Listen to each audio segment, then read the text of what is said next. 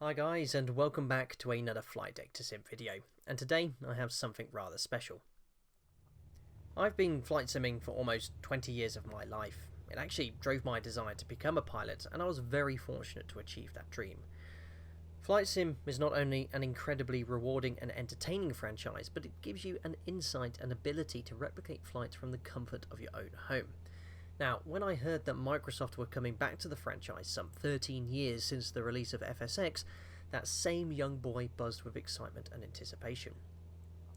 Shortly after, I then received an invite asking if I would like to become one of the first ever people outside the team to play the game. Now, that was just something that was completely impossible to turn down. I managed to get some time off work, and 2 weeks ago, I attended the first ever full-day preview event of the new Microsoft Flight Simulator. I had the opportunity to see what the new sim has to offer, and on top of that, everyone invited had their own personal PC and an entire afternoon to play a pre-alpha version of the game. What you see right in front of you for the first time is pre-alpha B-roll footage. Now, it's worth stressing that Microsoft Flight Simulator is very much in its infancy, and many planned features are yet to be fully implemented. Not everything was given away at the event, and there are still many questions left to be answered. Now, as many of you know, I'm no tech guru either, and I'll be honest, the developers were saying Azure this and HoloLens that, which goes pretty much right over my head. What this video is a review of the pre-alpha version of the new Microsoft Flight Simulator by a real-world 737 captain who has used Flight Sim as a training aid throughout most of his career. Now, in this video, we'll discuss very briefly what we can expect from the developers, what it's like to fly in the pre-alpha version of the game, and seeing for the first ever time pre-alpha gameplay. I hope it's something you'll all enjoy.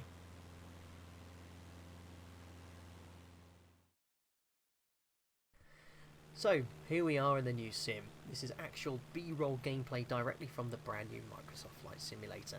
Now, no matter what your gaming experience is, you can see that this is an awesome virtual experience. So let's discuss a little bit about the virtual world you'll be flying in. As we've all seen from the few tidbits from the Insider program, Microsoft Flight Simulator will be, and as you can see, is a visually stunning game. Asobo Studios, the team building the new sim, have implemented new technology to fully integrate Bing maps in very high resolution. At this stage, it's been confirmed the entire planet will be available. Now, on top of that, the team have also been able to insert 3D elements into the sim, meaning things like trees, buildings, and lots of ground detail will be implemented by using something called procedural generation. And these objects are exactly where they should be. Now, Microsoft Flight Simulator will be able to access over 2 petabytes of Bing maps. Now, I don't even know what a petabyte is, but apparently that's a load of data. Ideally, you'll need a strong internet connection to stream all this data, but there will be multiple options available and an ability to cache this information and fly offline. Additionally, all of the world's 40,000 airports are available with realistic sloped runways matching the terrain. That means whilst you're trying to land in Courchevel on its insane 18-degree upslope, it really is matching its real-world counterpart. Now, on the topic of runways, you'll also be pleased to learn that tyre friction will be accurately modelled with runway surface condition and contamination taken into consideration. So what does this all mean? Well, it's now possible to fly from a realistically generated airport under visual flight rules over a 3D virtual model of our planet. Now, whilst testing the pre-alpha build, I tried loads of different virtual places and several airports I've flown to. My hometown, it was there. My first ever base in Spain, my present airline, that was there as well. My current home, you've guessed it, it was there too. The grass and vegetation on the side of the runway is volumetric and further adds to the immersion. It's a truly alive world. At night time, the situation continues. The world below continues to look alive. The street lighting is entirely convincing and illuminates the clouds above.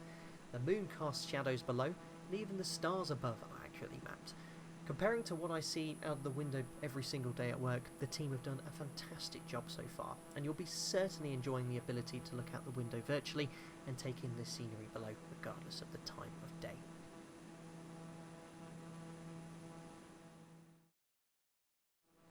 So we've taken a detailed look at the planet below, but what about the world above? Well, the whole virtual atmosphere has been redesigned literally from the ground up. I tried out flying in some quite dynamic conditions, and the sky truly felt alive. There is a brand new atmospheric model which has been created simulating everything from pressure to temperature with accurately modelled humidity and air density. all of which has an input on aircraft performance. Clouds are truly 3D and volumetric and cast shadows on the ground below, and if you happen to be using real-world weather, that virtual cloud you'll be looking at should be also there in reality too. Precipitation is volumetric and just looks as it should, and light accurately scatters through that moisture, allowing even rainbows to be created. Wind direction and gusts have also been accurately modelled.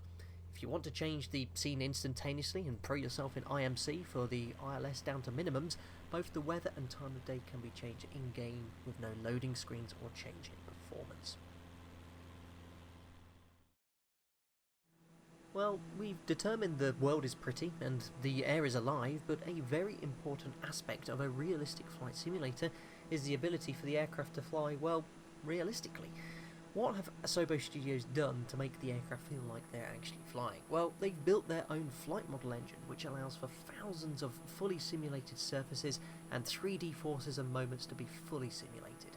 I only had the chance to try out 3 different aircraft at the event, but they all felt like they were, well, flying.